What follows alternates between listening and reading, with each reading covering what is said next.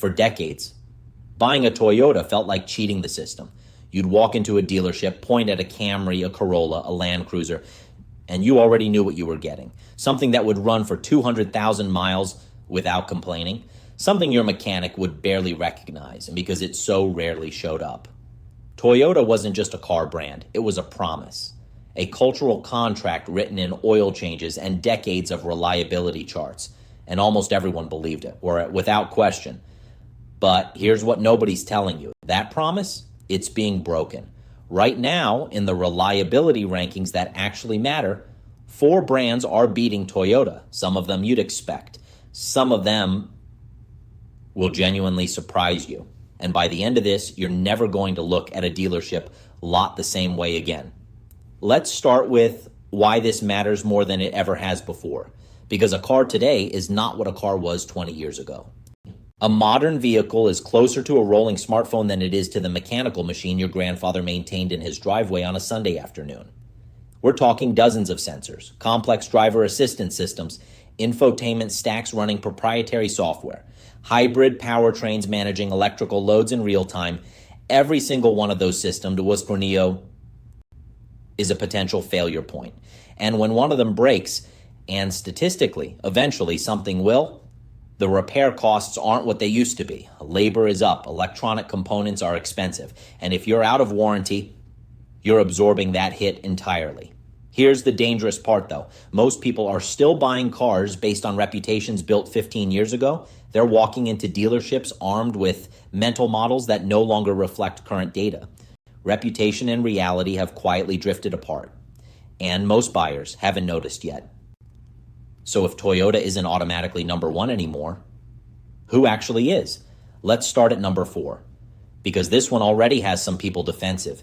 Hyundai, yes, that Hyundai, the brand that used to be the punchline of automotive jokes, the brand that once represented the bottom of the market, with the kind of reliability that made used car salesmen nervous. That Hyundai is now outperforming Toyota in multiple major reliability studies. And if your first instinct is to argue, that's exactly the reaction Hyundai was counting on. Because while everyone was still laughing at the old reputation, they were quietly rebuilding everything from the ground up. Manufacturing processes tightened, design investment accelerated, quality control benchmarks shifted, closer to what you'd expect from premium brands. The data started changing, and then it kept changing. Models like the Elantra, the Tucson, and the Santa Fe started showing up at the top of owner satisfaction surveys. Not as flukes, but consistently, year after year. Does Toyota still win in certain categories? Absolutely. Long-term durability over 15 plus years still favors Toyota in some segments. But for the first 5 to 8 years of ownership, which is when most people actually keep their vehicles, Hyundai is now a legitimate conversation. And buyers who dismiss that are leaving real money and real peace of mind on the table. But here's the thing, Hyundai isn't even the biggest surprise on this list. Number 3 is Kia, and yes, we know what you're thinking. Kia and Hyundai share a parent company, so maybe this isn't shocking. But Kia's transformation deserves its own moment, because it happened differently, and it happened loudly. A decade ago, Kia was a punchline. Now, the Telluride is routinely winning SUV of the Year awards from outlets that don't hand those out casually. The Sportage is being cross-shopped against vehicles 3 price tiers above it. The K5 changed how people think about what a mid-size sedan can look and feel like at that price point. The engineering shift was real, and it was deliberate. Kia didn't just improve manufacturing standards. They hired designers and engineers who actually wanted to compete at the top. The reliability rankings followed. Buyer perception is catching up, but it's still trailing the reality, which means right now, in this specific window of time, Kia might be the most underpriced reliable vehicle on the market relative to what it actually delivers.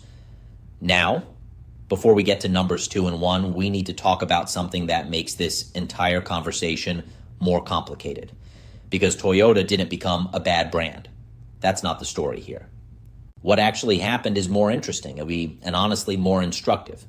Toyota's product line expanded dramatically. More models, more variants, more technology, more complexity. And when you scale up that fast, Even the best quality control processes in the world face pressure. A single problematic model, a single problematic component can drag down an entire brand's ranking in ways that simply weren't possible when the product range was smaller. Add to that the complexity of hybrid systems. Toyota pioneered hybrid technology, and they deserve enormous credit for that. But complexity creates new failure modes that didn't exist in simpler drivetrains. Some of Toyota's hybrid-related issues have been minor, annoying rather than catastrophic.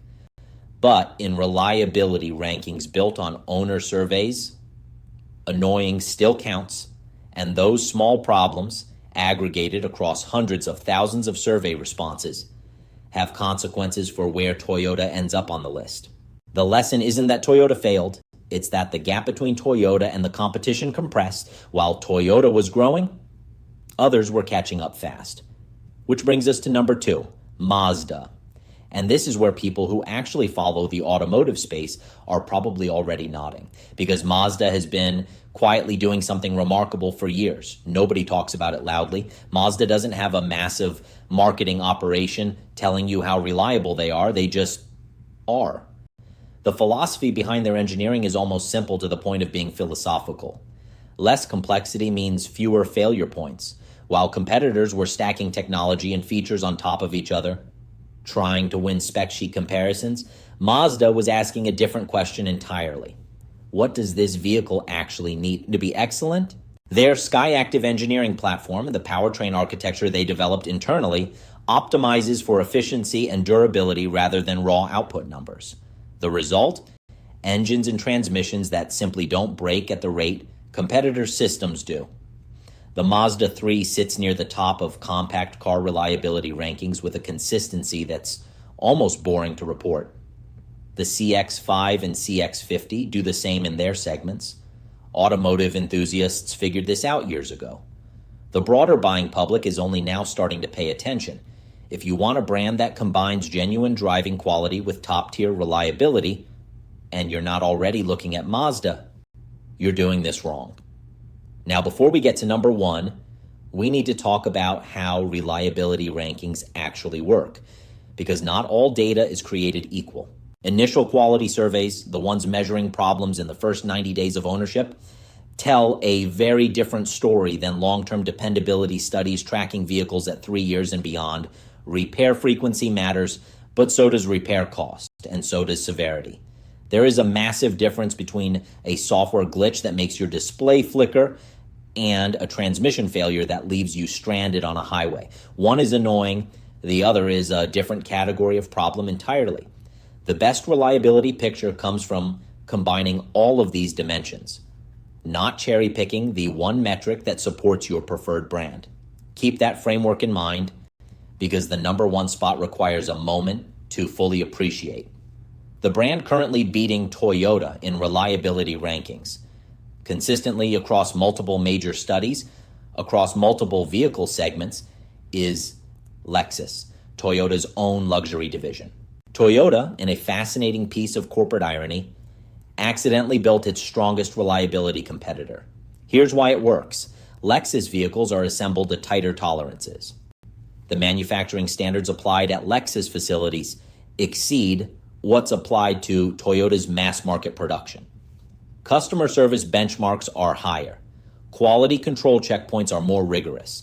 The components are often shared with Toyota, but the assembly process treats them differently. And the data reflects exactly that.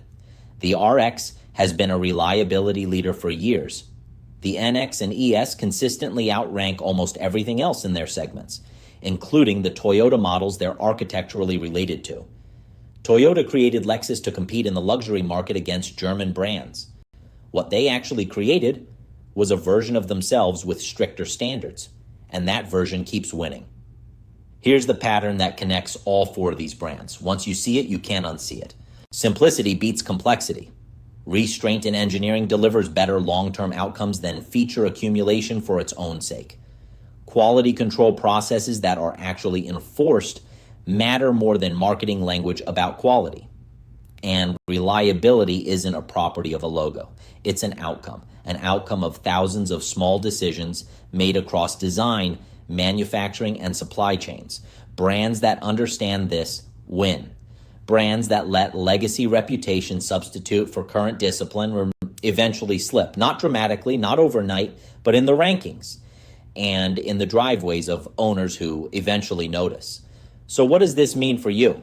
The next time you're actually standing in front of a decision, ignore brand loyalty. Seriously.